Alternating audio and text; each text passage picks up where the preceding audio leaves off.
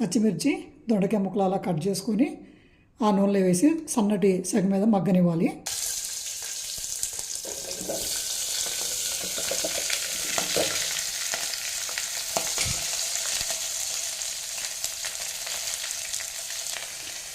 మూత పెట్టి సన్నటి సెగ మీద మగ్గనివ్వాలండి బాగా.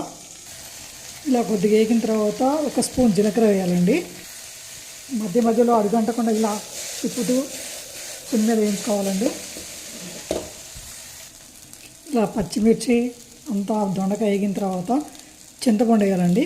1 నిమ్మకాయ సైజు అంత చింతపండు వేయాలి. స్టవ్ ఆఫ్ చేసి అది చల్లారనివ్వాలి.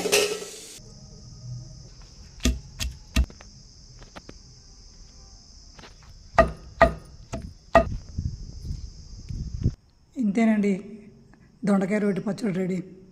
Thank you.